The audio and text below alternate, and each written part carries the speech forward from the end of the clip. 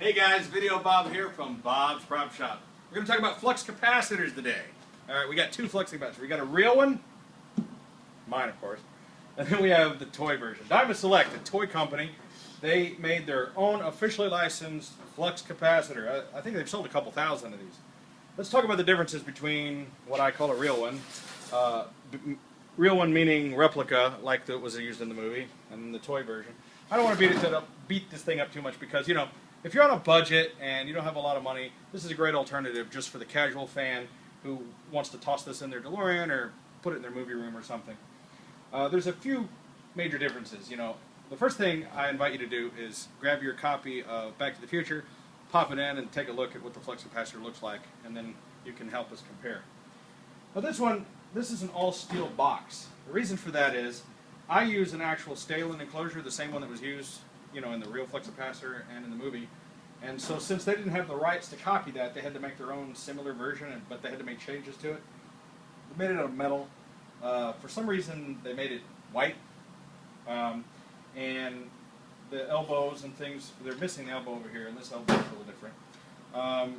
You can definitely tell the difference between the color and chasing. Now, you'll notice this sort of has a strobe effect. There's a knob in here that you can adjust it. And the strobing is really annoying. I'm afraid it will give me a seizure. One glaring thing that they made a mistake on here is for some reason they have it going from the inside out. I don't know if you can even tell, but it's supposed to be going from the outside in. Oops. So they messed up there. These relays are a little smaller than they should be. They're not quite in the right spot. I'm not sure why they put the knob on the inside like that, because you have to open it every time you want to turn it on.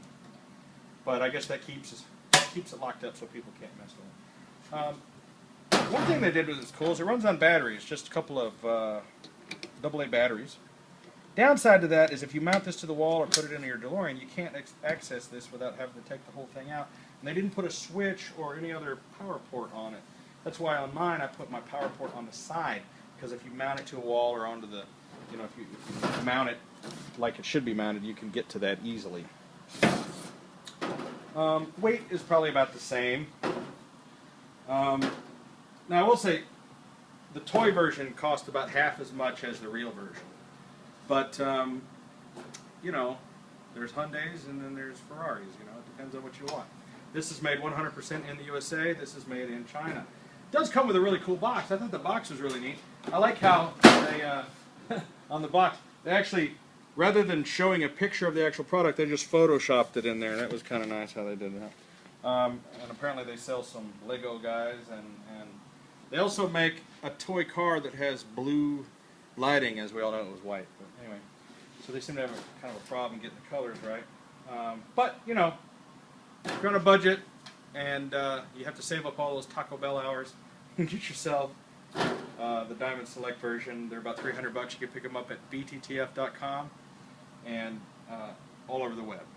If you want to get, if you're a real serious collector, you're building a time machine, or you just want a really amazing prop, this is the real one. You can pick it up at bobspropshop.com or therealflux.com. Check us out on the web at Facebook, Twitter, and everywhere else at Bob's Prop Shop. I'm Video Bob. Get yourself a flux capacitor.